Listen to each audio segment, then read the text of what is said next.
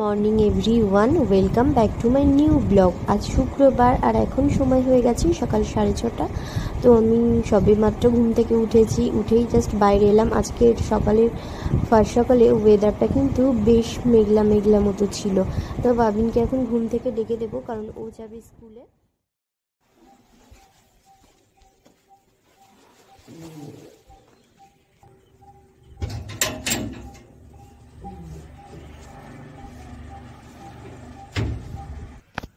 বাবাই বাবাই বাবাই, ওঠো, স্কুলে যেতে হবে।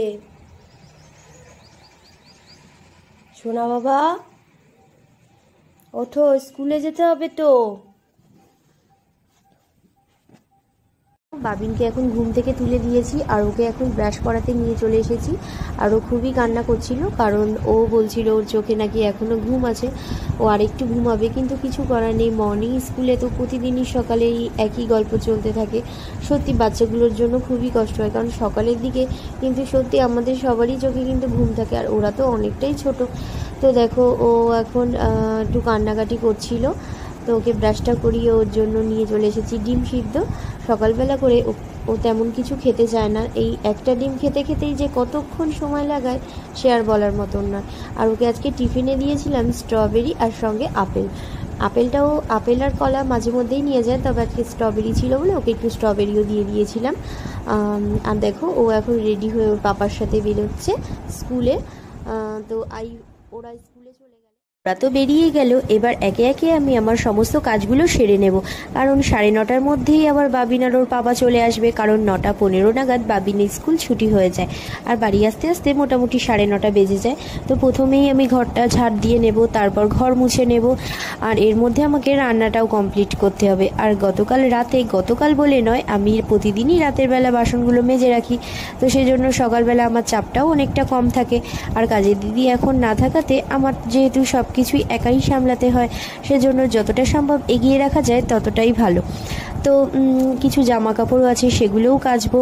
আর তারপরে একবারে স্নান করে ঢুকবো রান্নাঘরে, আর রান্নাটা কমপ্লিট করবো, কারণ হাজবেন্ড আবার যাবে অফিসে আর বাবিন থাকবে।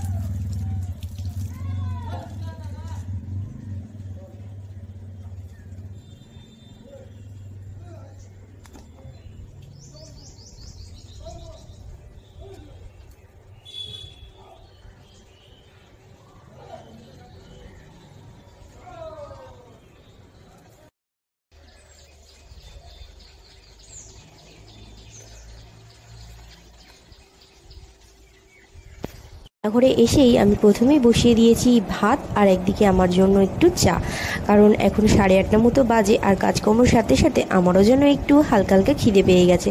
তো একটু চা আর বিস্কুট খেয়ে নেব, তো তারপরে রান্নার জোগাড় যন্ত্র করব। তো চলো চাটা খেয়ে নিই, তারপরে আবারও তোমাদের সাথে পরে কথা হচ্ছে।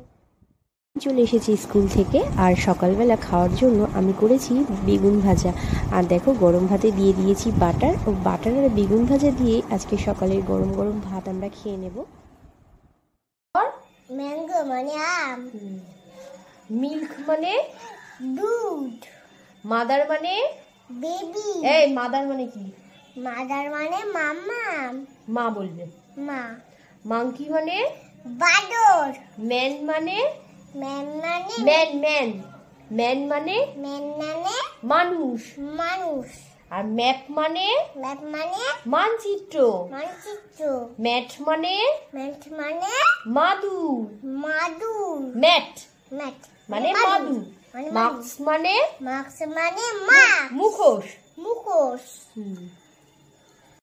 ফ্রেন্ড, পড়াশুনো করার পর কোন বাচ্চা খেলা না করে ঘর মুছে?